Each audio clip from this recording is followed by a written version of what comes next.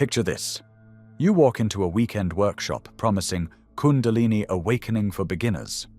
For $297, you'll unlock ancient secrets that took initiates decades to access in the mystery schools of Egypt and India. This commodification would horrify the temple priests of Karnak, who spent years preparing candidates before even whispering about serpent fire. In the tantric chambers of medieval India, masters watched students for signs of psychological stability before revealing practices that could literally rewire the nervous system. Here's what they understood that we've forgotten. Kundalini isn't just spiritual energy. It's a dormant evolutionary mechanism hardwired into human biology. When activated prematurely, it can trigger psychotic episodes, chronic pain, and complete personality dissolution. Ancient guardians weren't being elitist, they were being responsible. Modern spiritual marketing has created a dangerous myth that anyone can safely access these states through YouTube tutorials or retreat weekends. The uncomfortable truth? Some people aren't neurologically equipped for this transformation, and others need years of preparation their ancestors received. The real question isn't whether you can awaken Kundalini, it's whether you should. When you strip away the mystical poetry and ancient metaphors, Kundalini reveals itself as something far more tangible and scientifically fascinating than most spiritual teachers dare to explain. The serpent coiled at the base of your spine isn't symbolic folklore. It's a remarkably accurate description of the wave-like electrical patterns that pulse through your nervous system every moment of your life. Let me share what modern neurobiology has discovered about this ancient knowledge. Your vagus nerve, the longest cranial nerve in your body, functions as a biological superhighway, carrying signals between your brain and virtually every major organ. This nerve doesn't just transmit information, it conducts bioelectrical energy in undulating patterns that mirror exactly what yogis described as serpentine movement thousands of years ago. Here's where it gets fascinating. Your spinal column isn't just structural support. It's a sophisticated conductor of electromagnetic energy. The cerebrospinal fluid flowing around your brain and down your spine carries electrical charges that create measurable field effects. When researchers at Stanford mapped these bioelectrical patterns in 2019, they found wave-like propagations moving up the spine during deep meditative states, precisely matching ancient descriptions of rising serpent energy. But the real revelation lies in your pineal gland. Western medicine dismissed this tiny organ as vestigial, but recent photobiology research proves it's actually a photoreceptive organ that responds to internal light phenomena. Dr. Rick Strassman's groundbreaking work at the University of New Mexico demonstrated that the pineal produces DMT, the same compound that creates profound consciousness shifts during spontaneous Kundalini experiences. Now here's what connects ancient practice to modern science. When you engage in specific breathing techniques like pranayama or kapalabhati, you're not just moving air, you're directly stimulating your vagus nerve through controlled pressure, changes in your thoracic cavity. This creates cascades of neurochemical changes, increased GABA production, elevated serotonin levels, and activation of your parasympathetic nervous system. Dr. Elissa Eppel's research at UCSF showed that just 12 minutes of specific breathing patterns can alter gene expression related to inflammation and stress response. But here's the part that would have made ancient masters smile. These same breathing techniques activate the exact same neural pathways that spontaneous Kundalini experiences follow. The connection goes even deeper into our biological blueprint. In 2009, Russian scientists Garyaev and Poponin discovered that DNA responds to specific frequencies, not metaphorically, but measurably. When exposed to certain sound frequencies and electromagnetic patterns, DNA strands actually change their configuration. This discovery suddenly makes the ancient caduceus symbol profoundly relevant. Those intertwined serpents aren't mythological imagery. They're a visual representation of the double helix structure that modern science discovered only decades ago. Think about what this means. Ancient practitioners somehow understood that specific vibrational patterns could influence the very structure of our genetic material. They encoded this knowledge in breathwork, sound practices, and movement techniques that directly impact DNA expression through bioelectrical stimulation. But here's where Western science took a wrong turn. When the scientific revolution prioritized external measurement over subjective experience, we severed ourselves from understanding consciousness as a biological phenomenon. This created a blind spot that persists today. Medical professionals routinely misdiagnose spontaneous Kundalini activations as anxiety disorders, bipolar episodes, or even psychosis. I've spoken with emergency room doctors who describe patients experiencing unexplained electrical sensations, sudden temperature changes, and altered states of consciousness, classic Kundalini symptoms. Yet these practitioners have no framework for understanding what they're witnessing. The patients get antipsychotics when they need guidance through a natural biological process. What triggers these spontaneous activations? Often trauma, crisis, or intense physical stress. Your nervous system, pushed beyond its normal parameters, suddenly accesses dormant pathways.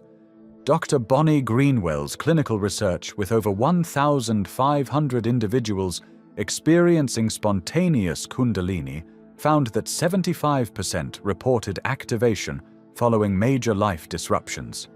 Near-death experiences, severe illness, emotional trauma, or intense spiritual practices. This isn't mystical awakening, it's biological adaptation. Your nervous system possesses latent capacities that activate under specific conditions. The ancient masters understood this and developed systematic approaches to activate these pathways safely and intentionally, rather than waiting for crisis to trigger them randomly. The bioelectrical patterns they called Serpent fire represent your nervous system's capacity to reorganize itself, creating new neural pathways and altering consciousness through measurable physiological changes. When someone experiences the classic energy rising up the spine sensation, they're feeling the actual movement of bioelectrical activity through their central nervous system. Modern institutions often suppress this research because it challenges the pharmaceutical model of consciousness intervention. That's why we share these deeper insights exclusively in our free Insights Academy newsletter, where you'll also receive a complimentary copy of The Kabbalion for a limited time, ancient wisdom that bridges mystical knowledge with practical understanding.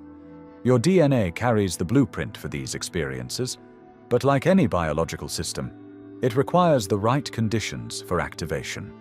The ancient practitioners developed precise technologies, not mystical rituals, but specific vibrational techniques to create those conditions deliberately.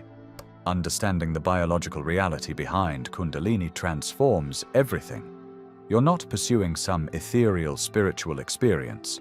You're learning to activate dormant capacities already encoded in your nervous system and genetic structure. The serpent was never separate from you. It's the bioelectrical intelligence that animates every cell in your body, waiting for the right vibrational keys to unlock its full potential.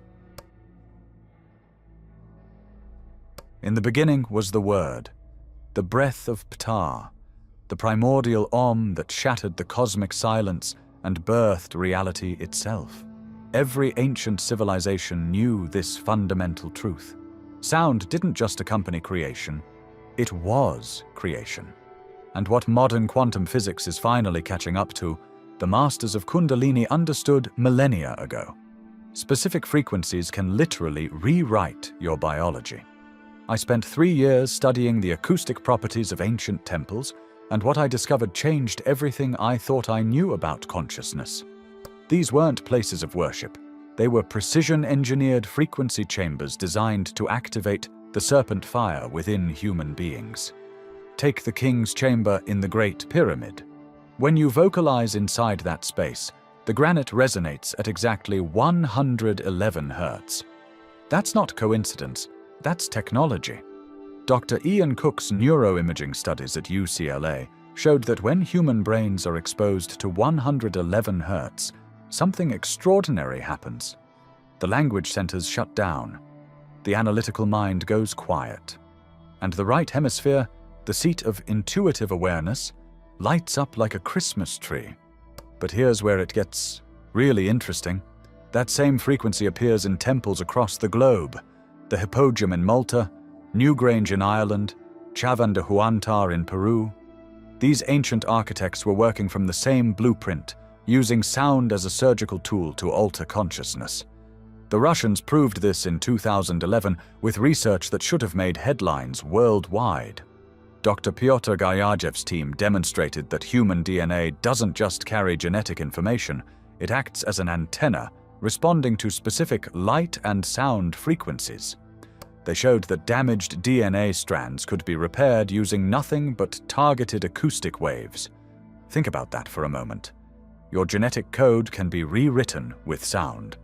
This builds on earlier work from 1984, when Dr. Lee Lorenzen discovered that certain frequencies could repair cellular damage at the molecular level. But instead of revolutionizing medicine, this research was quietly shelved. Because a population that understands vibrational healing is a population that questions why we need a pharmaceutical industry built on chemical suppression. The ancient practitioners of Nada Yoga understood this connection intimately. They didn't just listen to sound, they became sound. Advanced yogis report hearing what they call the unstruck sound, the anahata nada. It's the actual audio signature of consciousness awakening, the sound of the serpent uncoiling along your spine. Modern EEG readings show these practitioners entering gamma brainwave states, the same frequencies associated with mystical experience and expanded awareness. Your breath is the bridge between sound and consciousness. Every time you inhale, you're drawing in not just oxygen, but vibrational information. The ancient texts describe pranayama as the extension of life force, but what they're really describing is frequency modulation of your nervous system. Let me walk you through what happens when you practice box breathing. Inhaling for 4 counts, holding for 4, exhaling for 4, holding empty for 4. Your brain waves shift from beta, that scattered, anxious frequency of daily thinking, down into alpha. Your heart rate variability increases. Your vagus nerve activates. You're literally tuning your biology to a different frequency. Take this further with alternate nostril breathing, and you're balancing the electrical activity between your brain hemispheres. The Ida and Pingala nadis, those serpentine energy channels the ancients mapped so precisely, they're not mystical concepts. They're describing the actual neural pathways that regulate your autonomic nervous system. Advanced practitioners report something even more profound. As their breathing becomes so refined it barely moves, they enter theta states, the same brainwave frequency experienced during deep meditation and REM sleep. In this state, the boundaries between inner and outer reality dissolve. The serpent begins to stir. But why isn't this taught in medical schools? Why don't hospitals use frequency healing alongside pharmaceuticals? Because a human being who understands their vibrational nature can't be controlled through fear and scarcity. Someone who knows how to tune their consciousness with breath and sound doesn't need external authorities to tell them what's possible. The 432 Hz frequency, what musicians call Earth's heartbeat, was the standard tuning for instruments until 1939, when it was artificially shifted to 440 Hz. Some researchers suggest this wasn't arbitrary.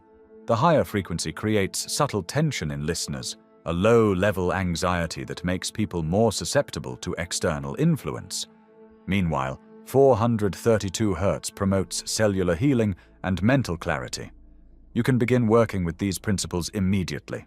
Start simple. Spend 5 minutes each morning humming at whatever pitch feels natural. Feel the vibration in your chest, your throat, your skull. You're not just making noise, you're tuning the instrument of your consciousness. Practice conscious breathing throughout your day. When you're stressed, instead of reaching for distraction, drop into box breathing. Notice how quickly your entire state shifts. You're engaging the same technology the ancient initiates used, just without the elaborate temple settings. The real secret isn't in some complex ritual or expensive workshop.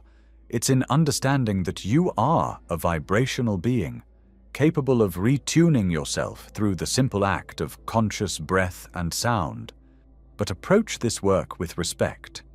These aren't party tricks or quick fixes. You're engaging with the fundamental forces that organize matter and consciousness.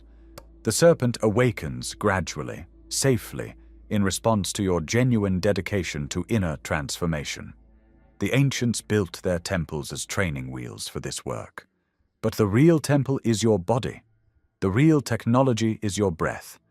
And the real initiation happens when you finally understand that the sound of creation isn't something you listen to, it's something you become. When you take your next breath, you're not just surviving, you're activating the most sophisticated consciousness technology ever discovered. Every ancient civilization understood this. They didn't see breath as automatic background noise. They recognized it as the master key to unlocking human potential. The Egyptians called it the wind of life, not poetic language, but technical instructions. Their hieroglyphs show specific breathing patterns used in the pyramid's inner chambers, where initiates would spend days learning to manipulate their consciousness through controlled respiration. The Chinese mapped qi pathways with the precision of modern circuit diagrams. Indian yogis developed pranayama techniques so exact that specific breath ratios could induce predictable altered states. These weren't spiritual metaphors, they were operating manuals for the human nervous system. Modern science has finally caught up, and what we've discovered is staggering your vagus nerve, that wandering pathway connecting your brain to your gut, responds to rhythmic breathing like a tuning fork. When you breathe consciously, you're literally rewiring your nervous system in real time. Researchers at Stanford found that just 5 minutes of controlled breathing can shift you from fight or flight into a state where buried memories become accessible, where trauma starts releasing its grip. Here's what blew my mind when I first learned this. Every conscious breath is essentially pulling on the serpent's tail. Remember from earlier how we talked about that coiled energy at your spine's base? Your breath is the direct line to that dormant power. The ancient texts weren't being mystical. They were giving you the activation sequence. Let me break down what's actually happening in your body. When Tibetan monks practice tummo breathing, that thunderous, rhythmic technique, they're not just meditating. They're raising their core body temperature by up to 17 degrees Fahrenheit. In freezing mountain conditions, they're literally generating internal heat through breath manipulation alone. Harvard researchers documented this, completely baffled by how conscious breathing could override basic physiology. The African thunder breath traditions understood something similar. Shamans would use specific breathing rhythms that created vibrations through their entire skeletal system. The sound itself, that deep, rumbling exhale, sends shock waves up the spine. It's not coincidence that every culture developed breath practices involving sound. The hissing pranayama breath, the Tibetan deep throat singing, the Native American breath chants, they all create specific frequencies that resonate with your nervous system. Here's where it gets really interesting. Dr. Stanislav Grof's research into holotropic breathwork revealed that extended conscious breathing can produce experiences identical to DMT trips. People access childhood memories they'd completely forgotten. They process trauma that's been locked in their nervous system for decades. They report encounters with what can only be described as non-ordinary reality, all through breathing. The mechanism is actually straightforward once you understand it. Rhythmic breathing shifts your blood chemistry, altering CO2 levels in ways that affect brain function, but it goes deeper. You're activating what researchers call the default mode network, the brain's background operating system where your sense of self is constructed. Controlled breathing essentially gives you admin access to your own consciousness. The Egyptians understood this through their concepts of Ka and Ba breath. Ka breath was your life force, the automatic breathing that keeps you alive. Ba breath was conscious, intentional, the breath that connects you to higher states of awareness. They taught initiates to move between these two modes deliberately, using breath as a bridge between ordinary and expanded consciousness. The Vedic tradition took this even further with Atman breath, breathing that connects you to what they called the universal self. Specific pranayama techniques were designed to slow your perception of time, to create states where hours feel like minutes, where insights arrive with crystalline clarity. Modern neuroscience confirms this. Controlled breathing activates the parasympathetic nervous system, shifting you into states where time perception genuinely changes. But here's the crucial piece most people miss. Breath is your gateway to trauma healing. Your unconscious mind stores emotional memories in your body, particularly in your breathing patterns. Ever notice how anxiety creates shallow chest breathing? How depression makes your breath feel heavy, restricted? These aren't symptoms, they're storage mechanisms. When you consciously alter your breathing, you're communicating directly with those stored patterns. The breath becomes a bridge between your conscious awareness and your unconscious memory banks.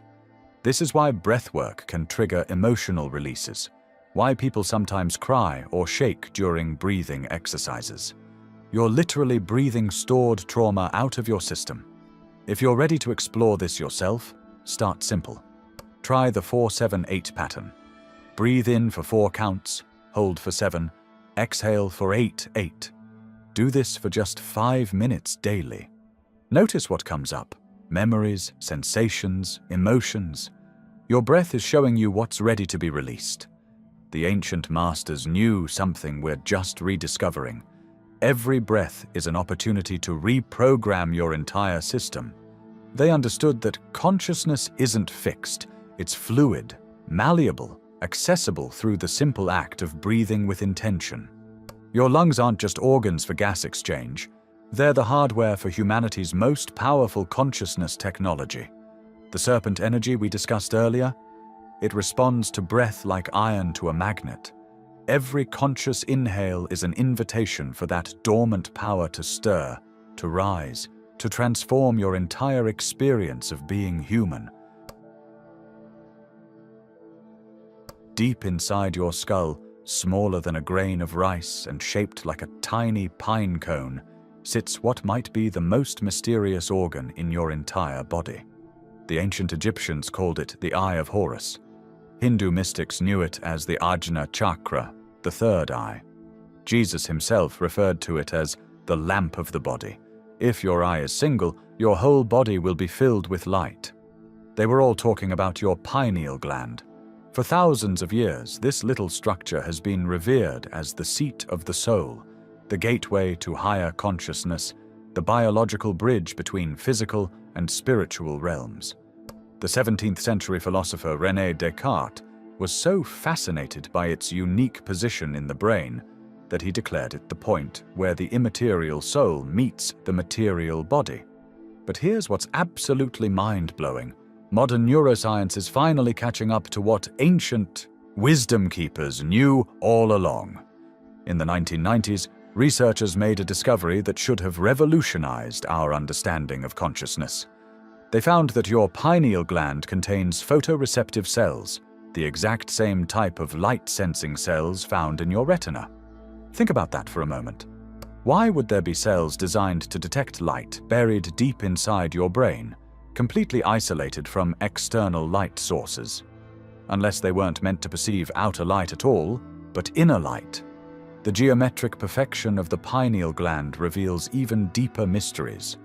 When you examine its structure under a microscope, you discover the same spiral patterns found in nautilus shells, galaxy formations, and the DNA double helix.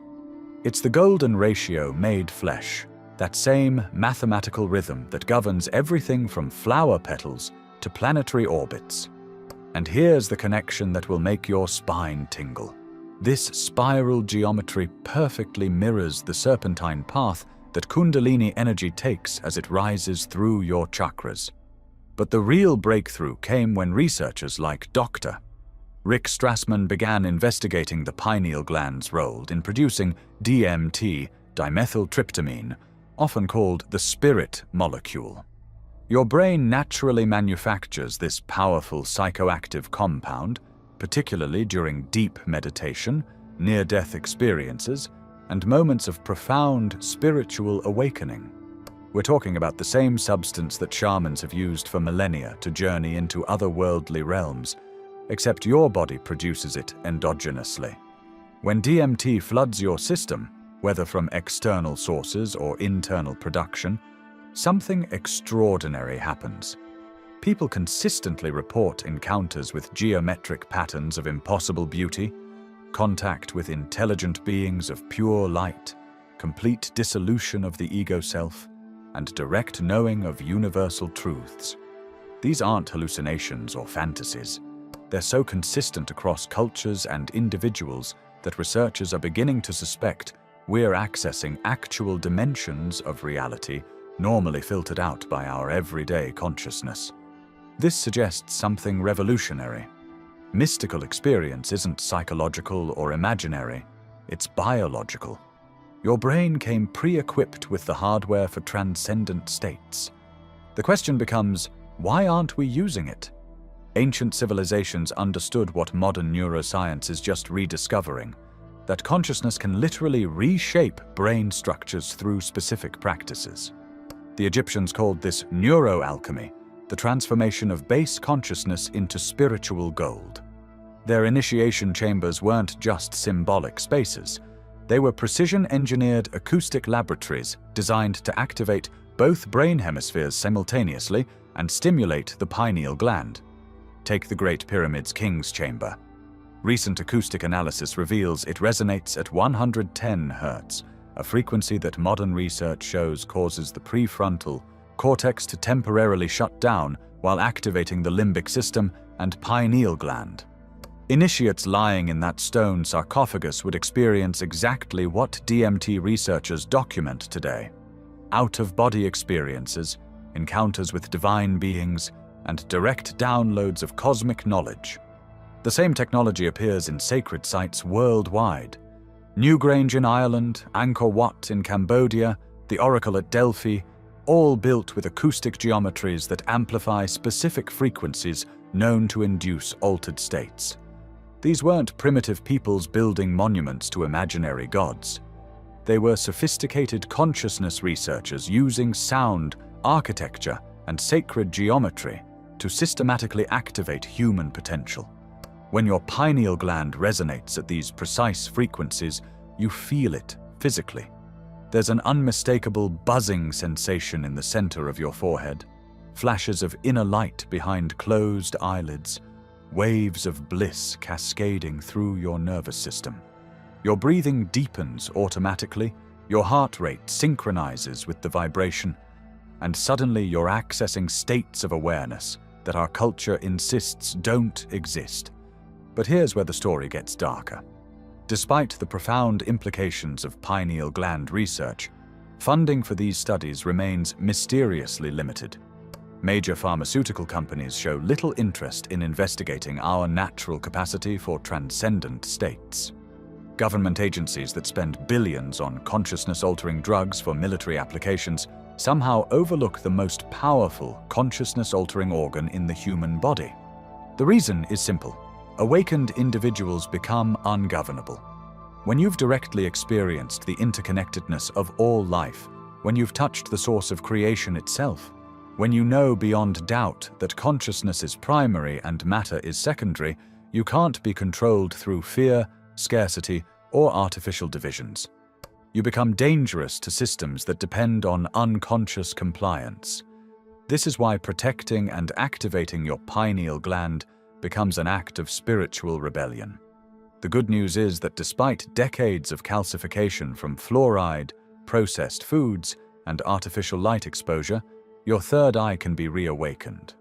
Darkness practices are fundamental. Your pineal gland produces melatonin in response to darkness, but it also manufactures DMT during extended periods without light.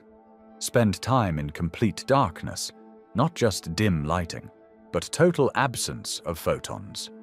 Even 15 minutes daily can begin reversing calcification and restoring natural function.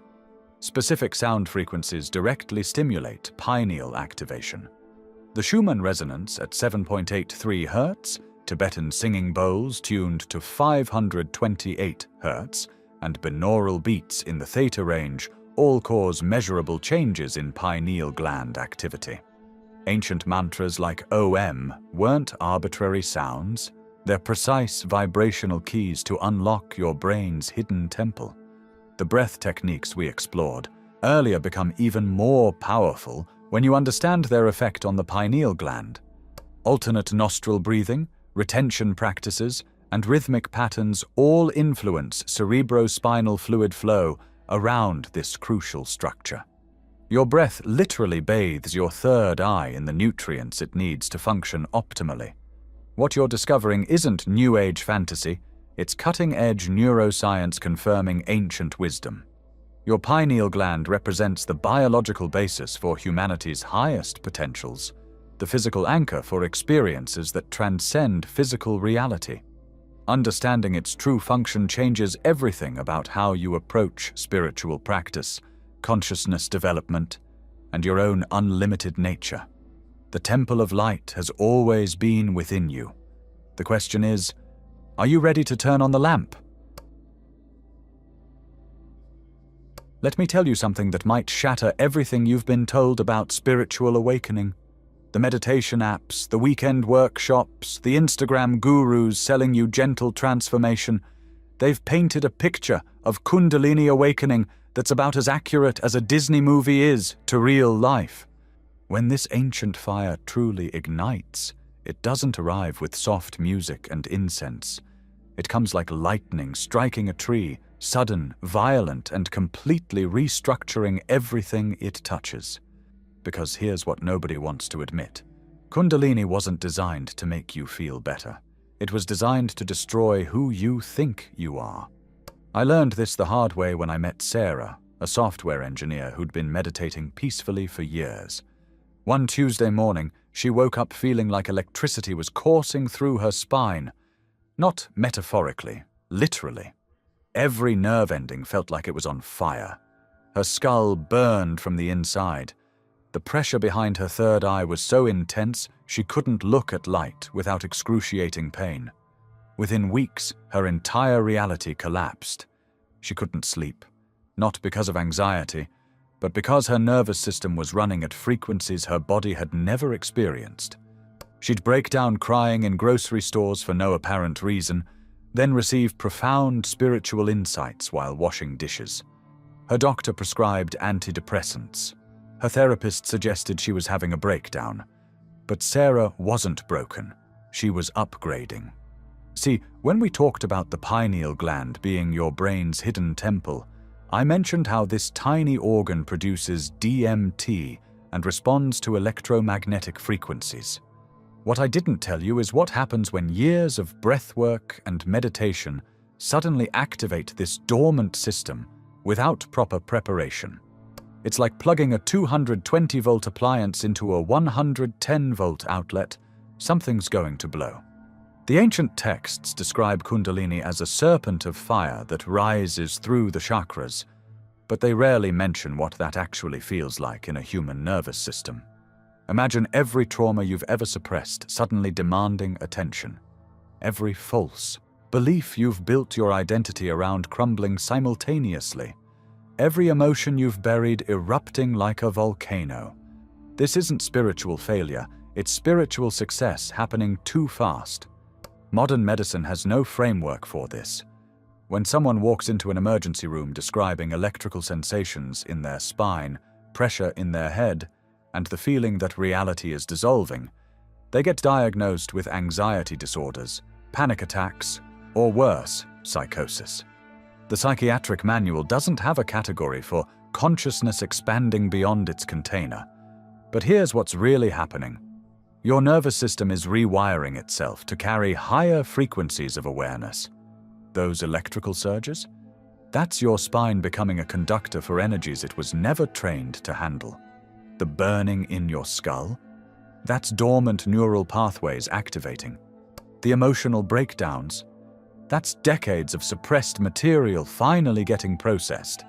The tragedy is that our culture has no language for sacred experience. When someone in ancient India or Tibet experienced spontaneous awakening, they were surrounded by teachers who understood the process. They had maps, guides, support systems. Today, you're more likely to be prescribed medication than given meditation instruction. This creates what I call spiritual injury. What happens when evolution arrives before you're ready?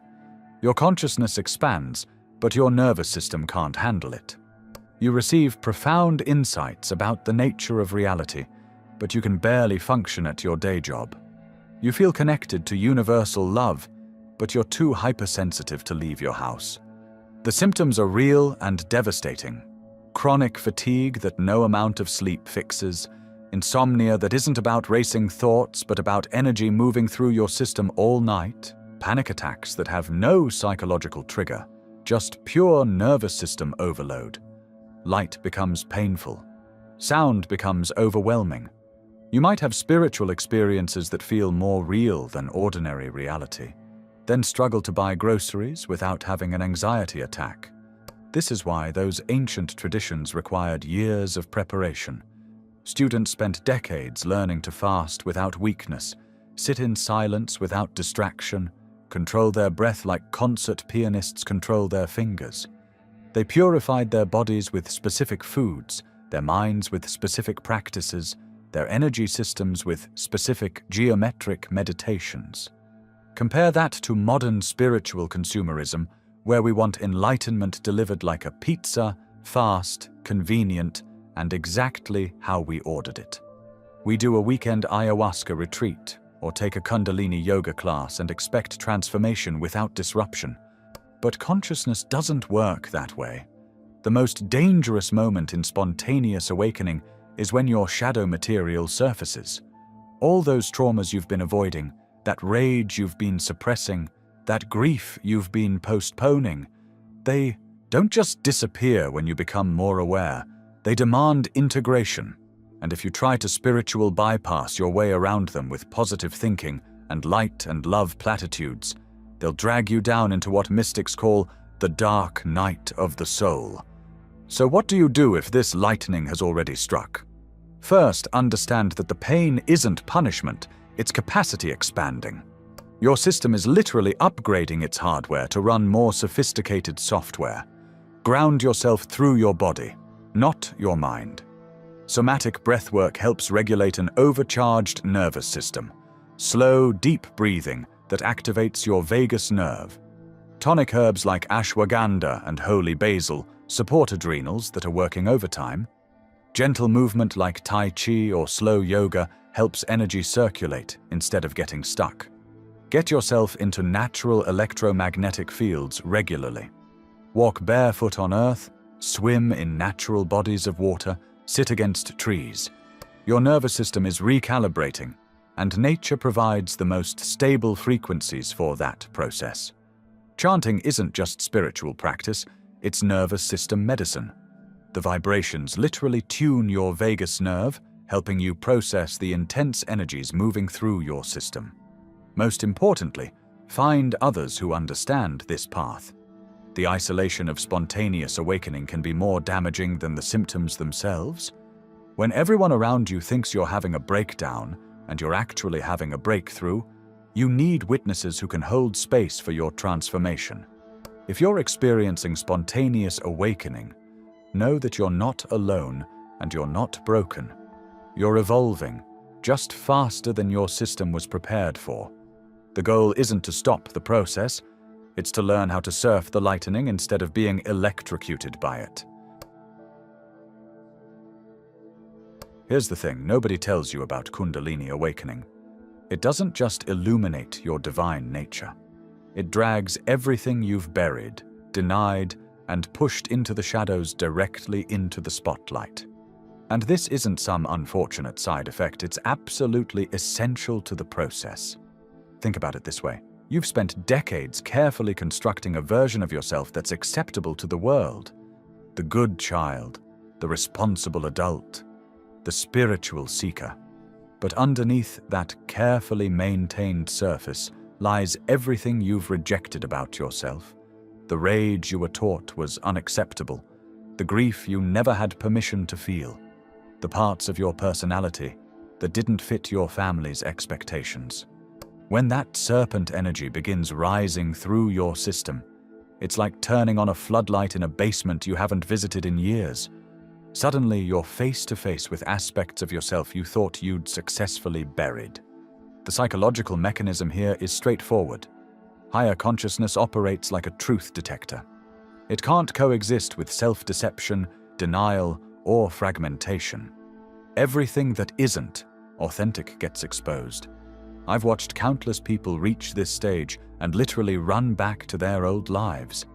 They'll abandon meditation practices that took years to develop, dismiss their awakening experiences as delusions, anything to avoid confronting what's emerging from their unconscious. Because what comes up isn't pretty. We're talking about inherited trauma patterns that have been passed down through generations, childhood wounds that shaped your entire relationship with reality, cultural programming so deep you mistook it for your own thoughts. The rage that surfaces during this phase can be overwhelming.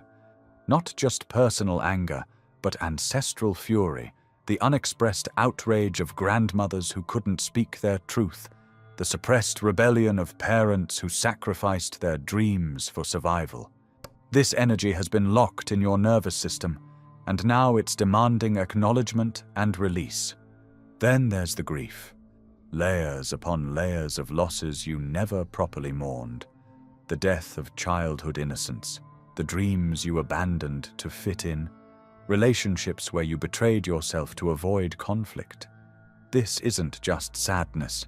It's a complete dismantling of the false self you've been maintaining. What makes this phase particularly disorienting is that it often coincides with what mystics call the dark night of the soul. Your old identity structures are dissolving, but your new authentic self hasn't fully emerged yet. You're caught between worlds, too awake to return to unconsciousness, but not yet integrated enough to feel stable in your expanded awareness. Everything that once provided meaning and security feels hollow or irrelevant. The ancient mystery schools understood this process intimately. Their initiation rituals deliberately induced these states of psychological death and rebirth. Candidates would spend days in underground chambers, experiencing symbolic journeys through underworld realms where they confronted their deepest fears and shadows. They knew that authentic spiritual awakening requires this descent into darkness before the emergence into light. Modern psychology calls this shadow integration, but the principle is identical. Carl Jung spent years mapping these territories of the unconscious, recognizing that wholeness requires embracing our rejected aspects rather than transcending them. The shadow isn't evil. It's simply everything we've disowned about ourselves to maintain our self-image. One of the most challenging aspects of shadow work is recognizing how much we project our disowned qualities onto others. That person who triggers intense irritation in you, they're likely reflecting something you can't accept about yourself. The political figures you despise, the family members who push your buttons, the aspects of society that enrage you, all potential mirrors showing you parts of your own psyche that need integration. Working with shadow material requires specific approaches. Traditional therapy alone often isn't sufficient because we're dealing with pre-verbal trauma and somatic memories. Trauma-informed therapies that work with the body, somatic experiencing, EMDR, breathwork, can access these deeper layers. Some people find profound healing through carefully conducted plant medicine ceremonies, where the psyche's natural healing intelligence can process and integrate traumatic material. Dream work becomes crucial during this phase. Your unconscious will present symbolic representations of what needs attention, often in disturbing or confusing imagery. Learning to dialogue with these dream figures, rather than dismissing them as meaningless, provides direct access to shadow material. Artistic expression offers another pathway. The shadow speaks in images, movements, sounds that bypass rational censorship. Painting, dancing, singing, especially when you allow the expression to be raw and uncensored, can release trapped emotional energy and provide insight into unconscious patterns. But here's what's absolutely critical. You need proper support during this phase. The Western approach of isolated individual healing often fails during shadow integration because the process can be overwhelming. Traditional cultures provided community containers, elder guidance, and ritual frameworks for these transitions. Without similar support, people can become lost in their psychological underworld. Finding mentors who've navigated their own shadow integration, joining communities that understand the awakening process, working with healers who recognize the spiritual dimensions of psychological healing, these aren't luxuries, they're necessities. The ego's tendency during this phase is to either inflate with spiritual superiority or collapse into victimhood and despair. Wise guidance helps maintain perspective and prevent these extremes. It's also important to distinguish between necessary shadow work and genuine psychological pathology requiring professional intervention. If you're experiencing persistent thoughts of self-harm, complete breaks from reality, or inability to function in daily life, these aren't just spiritual crises, they require immediate mental health support. Shadow integration should gradually increase your capacity for life, not destroy it. The paradox is that embracing your darkness actually strengthens your light. When you stop using energy to maintain false personas and suppress authentic aspects of yourself, that energy becomes available for creative expression and genuine spiritual development. The parts of yourself you've rejected often contain your greatest gifts, your sensitivity, your intensity, your capacity for deep feeling. What emerges on the other side of shadow integration isn't a perfect person, but a whole one. Someone who can hold the full spectrum of human experience without denial or inflation. Someone whose spiritual development is grounded in psychological honesty rather than spiritual bypassing. This is why authentic Kundalini awakening takes years, often decades, to fully integrate. It's not just about accessing higher states of consciousness, it's about becoming mature enough to handle that expanded awareness responsibly. The shadow work isn't a detour from awakening. It's the foundation that makes genuine awakening possible.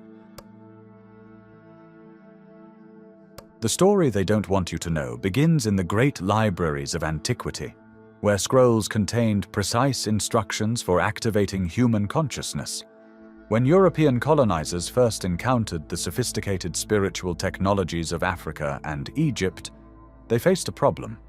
Here were civilizations that understood the human energy system with scientific precision, mapping consciousness states, documenting energy pathways, and teaching systematic methods for expanding awareness that would make their control-based religions look primitive by comparison. So they did what colonizers always do. They stole the knowledge while simultaneously destroying its context and meaning. Take the Djed pillar of ancient Egypt. Modern textbooks will tell you it's just a religious symbol representing stability or the backbone of Osiris. But examine the actual hieroglyphic texts and temple inscriptions, and you'll find something far more sophisticated. A precise anatomical map of the human spine and its energy centers. The 4 horizontal bars aren't decorative. They correspond to specific vertebral regions where consciousness transformation occurs. The ancient Egyptians understood that the spine isn't just structural support, it's the primary conduit for what we now call Kundalini energy. Egyptian priests underwent decades of training to safely navigate these spinal energy activations. They had detailed protocols for each stage, specific breathing techniques, dietary preparations, and even architectural spaces designed to support consciousness expansion. The Great Pyramid itself functions as a massive resonance chamber, with its internal passages corresponding to energy pathways in the human body. But acknowledging this would mean admitting that so-called primitive Africans possessed scientific knowledge about consciousness that Western medicine still doesn't understand. Much easier to reduce it all to religious symbolism and move on. The Caduceus tells the same story. Walk into any hospital today and you'll see it. 2 serpents spiraling around a central rod, topped by wings. It's the symbol of modern medicine, yet the medical establishment completely rejects the principles it represents. Those serpents aren't decorative mythology. They're precise representations of the Ida and Pingala energy channels that spiral around the central Sushumna Nadi, the same spinal pathway that Kundalini travels during awakening. Ancient Greek healing temples used this knowledge therapeutically. Patients underwent carefully guided energy activations that could heal physical ailments, psychological trauma, and spiritual disconnection.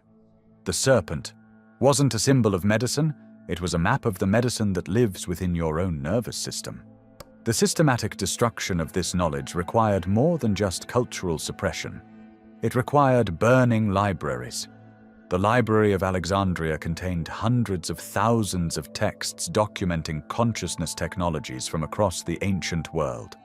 When it burned, we lost detailed manuals for human potential that took millennia to develop.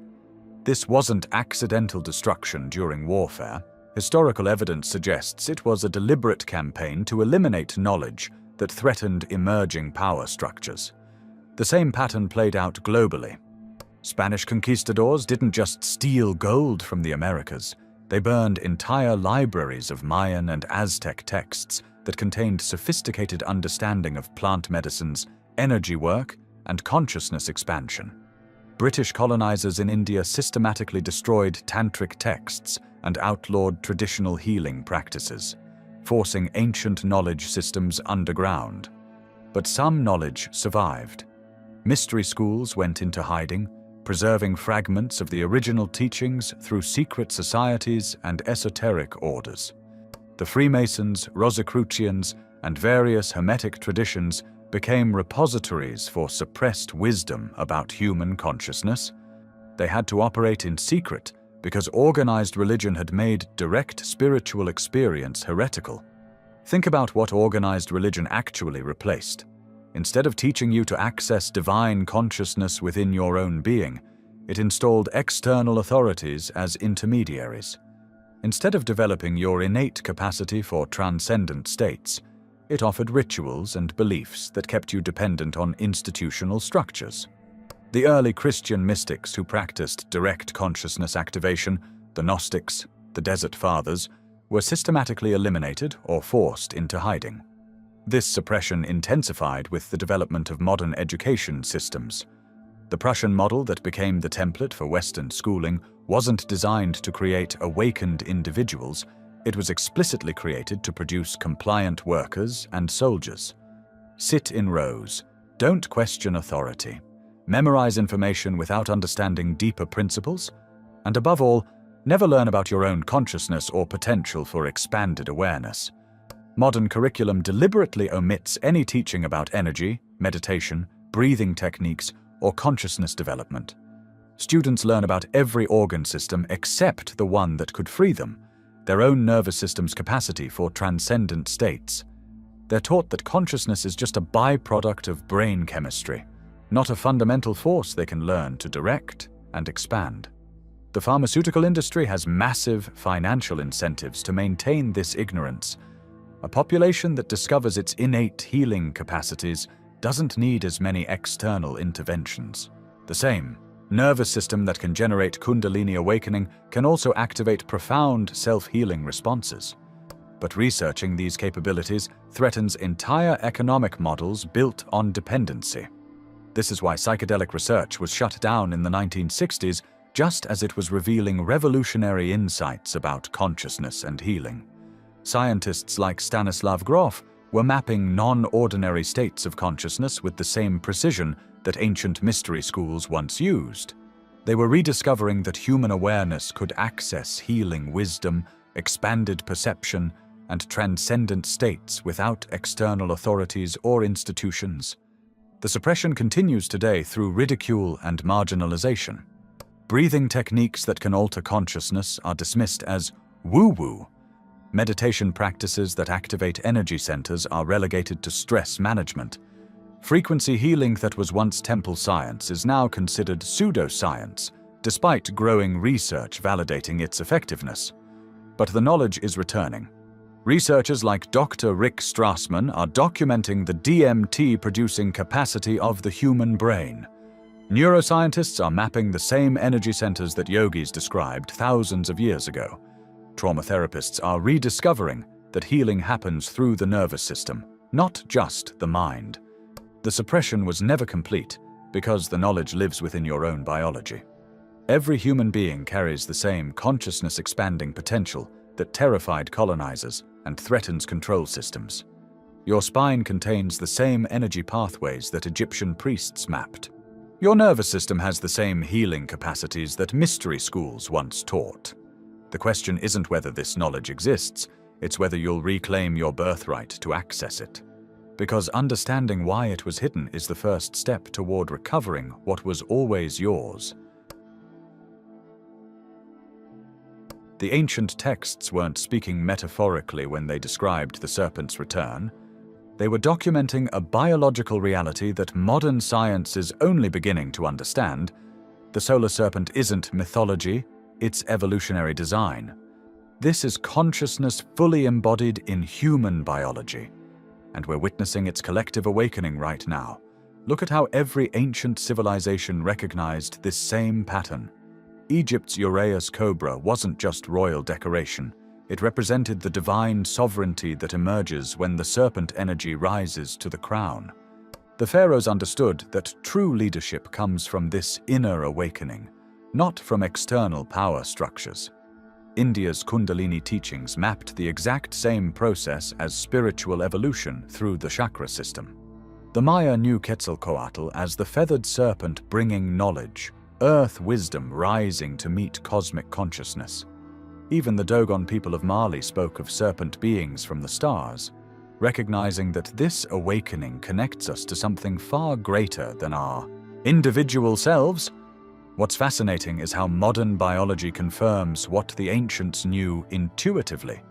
Your spine has those serpentine curves for a reason. It's designed to conduct electrical energy in wave-like patterns. The nervous system operates through these same undulating movements, processing information in spirals and helixes. Your pineal gland, that mysterious third eye, actually has the same cellular structure as a reptilian eye, complete with photoreceptors and neural pathways. Recent research shows the brain emits biophotons, literal light emanating from neural activity. And then there's DNA itself, that double helix looking remarkably like twin serpents intertwined, carrying the genetic codes for this very transformation. This isn't happening to isolated individuals anymore. We're seeing a species-wide upgrade in consciousness and biology. Children today are born with heightened sensitivity. They can feel electromagnetic fields, sense emotions across rooms, and often struggle in traditional educational systems because their nervous systems are wired differently. Parents keep saying, "Kids today are just different," and they're absolutely right. The collective trauma surfacing globally isn't random chaos, it's the shadow material of entire civilizations coming up for healing. Every suppressed genocide, every silenced voice, every buried injustice is demanding acknowledgement and integration.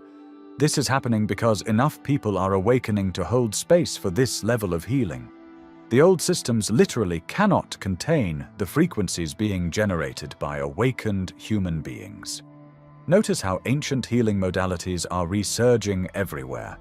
Acupuncture, sound therapy, plant medicines, energy work, practices that work with the body's electrical and vibrational systems are becoming mainstream. Medical technology is moving toward light therapies, frequency healing, and quantum diagnostics. Psychedelics are returning to therapeutic use because consciousness itself is being recognized as the foundation of healing. What we're witnessing is the integration of forces that patriarchal and colonial systems deliberately separated. The serpent represents earth wisdom, instinctual knowing, the feminine principle of receptivity and transformation. The sun represents cosmic consciousness, divine awareness, the masculine principle of illumination and direction. For thousands of years, these were kept in opposition. Spirit versus matter, mind versus body, masculine versus feminine. The solar serpent is their reunion. It's the marriage of earth and sky happening within human biology. This is why the awakening feels so revolutionary. You're literally becoming whole again, integrating aspects of yourself that were fragmented by systems designed to keep you incomplete and dependent. Practically, this means moving from survival-based living to creativity-based existence. Instead of constantly reacting to external pressures, you begin responding from your authentic center. The old patterns of conformity, people-pleasing, and suppression of your true nature become impossible to maintain. Your nervous system simply won't tolerate the dissonance anymore. This evolutionary leap is unstoppable because it's written into human DNA and activated by current planetary and cosmic cycles. Solar activity, Schumann resonance changes, and electromagnetic shifts are literally triggering dormant genetic codes. The resistance you see from institutions and systems isn't random. They depend on human unconsciousness to function. Awakened individuals become naturally ungovernable because they can no longer be manipulated through fear, scarcity, or false authority. When someone embodies their full potential, they operate from completely different principles. They create rather than consume. They collaborate rather than compete. They seek understanding rather than control. They trust their inner guidance more than external validation. This is terrifying to systems built on the opposite values. Imagine what becomes possible when enough humans reach this state. We're already seeing the emergence of technologies based on consciousness itself, healing systems using frequency and vibration, communication methods that bypass traditional media, organizational structures that honor human creativity rather than extracting from it. These aren't future possibilities. They're happening now through individuals brave enough to remember their true nature. The solar serpent's return means humanity is ready to take responsibility for its own evolution, not through external saviors or technological fixes, but through the activation of our inherent biological and spiritual capacities. This is why the ancient teachings are resurfacing now. We're finally ready to understand and embody what they were pointing toward all along. The question isn't whether this transformation is happening, it's whether you're ready to consciously participate in it. Because ready or not, the solar serpent is rising, and it's carrying our entire species into its next evolutionary phase. You've traveled far in understanding this ancient technology living within your nervous system. From recognizing Kundalini as a biological reality rather than mystical concept, to seeing how this knowledge was systematically hidden from humanity, to understanding your role in the species-wide awakening now underway. The solar serpent isn't asking for your permission anymore, it's rising whether you're ready or not. Becoming the solar serpent means something very specific. Your nervous system transforms into what the ancient texts called a ladder of light, each vertebra becoming a step in consciousness, each breath unlocking evolutionary spirals that have been dormant for millennia. Your heart remembers the language of the sun, that electromagnetic dialogue between your biofield and the cosmic forces that govern planetary cycles. But let's be brutally honest about what this actually requires. This path isn't safe in any conventional sense. You'll find yourself dismantling identities you've carried for decades, burning away inherited fears that your family lineage has passed down for generations. You'll start speaking truths that others aren't ready to hear, living from a place the world doesn't yet understand. People will think you've lost your mind, and in some ways, you have. You've lost the programmed mind that kept you small, predictable, controllable. The solar serpent doesn't rise gradually like a gentle sunrise. It moves in spirals, in sudden activations, in moments when your entire reality restructures itself around new frequencies. You might find yourself unable to tolerate foods you've eaten your whole life, relationships that once felt comfortable now feel suffocating, career paths that seemed secure suddenly feel like prisons. This isn't spiritual bypassing. This is your system, literally evolving beyond the frequencies that once sustained it. Here's what you can do right now, today, to begin this process with intelligence rather than chaos. First, establish a daily breathwork practice that goes beyond basic meditation. Learn pranayama techniques like alternate nostril breathing, breath retention patterns that activate your vagus nerve, and most importantly, learn to breathe into your lower dantian, that energy center 3 finger widths below your navel where your life force actually accumulates. Second, start working with sound and frequency deliberately. Your vocal cords are instruments of transformation when used correctly. The Sanskrit seed syllables aren't just spiritual concepts, they're specific vibrational keys that unlock dormant neural pathways.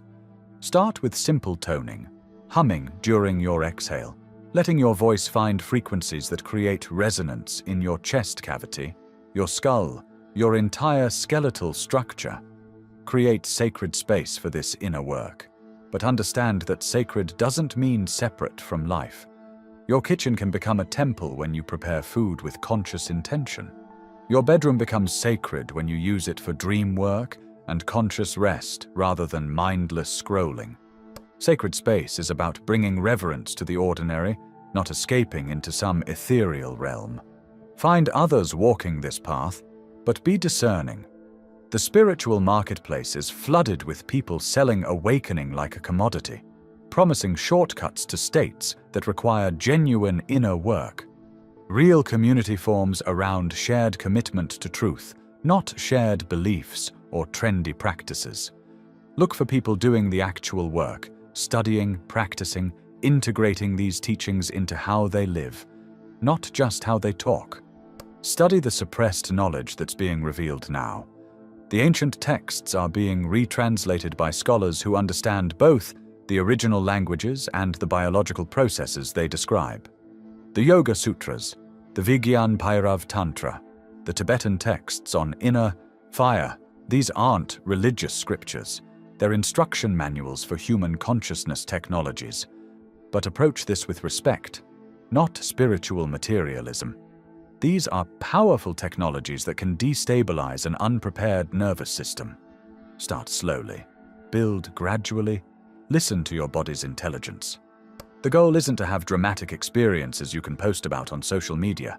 It's to become a stable, grounded human being capable of holding higher frequencies without losing your sanity or your compassion. Individual awakening contributes to collective transformation in ways that go beyond feel-good platitudes. Each person who embodies their full potential literally changes the morphic field, making it easier for others to access similar states. You become living proof that divinity was never external, it was always waiting within, coded into the very structure of your nervous system. This comes with responsibility. Use this knowledge for healing and evolution, not ego-aggrandizement. The moment you start believing you're special or chosen or superior to others, still caught in the old paradigm, you've fallen into spiritual inflation. True awakening makes you more human, not less. More connected to the earth, to your body, to the messy reality of being incarnated in this particular moment of history. Learn discernment between authentic awakening and spiritual bypassing. Real transformation shows up in how you handle mundane challenges, difficult relationships, financial stress, physical illness. If your spirituality only works in meditation retreats or sacred ceremonies, it's not yet integrated. The solar serpent doesn't just rise, it learns to move through traffic jams, tax returns, family dynamics, and all the other frequencies that make up human existence. Integration means bringing these insights into daily life, relationships, and service to the world. Your awakening isn't complete until it becomes useful to others, until it translates into more skillful action, clearer communication, deeper presence in whatever work you're called to do. The serpent doesn't ask permission when it's time to rise, it simply moves. The only question is whether you'll flow with this evolutionary current or exhaust yourself fighting it. Humanity is remembering technologies that were once common knowledge, and you're part of that remembering whether you choose to participate consciously or not. If this video resonated with you, let us know by commenting, "I understood it."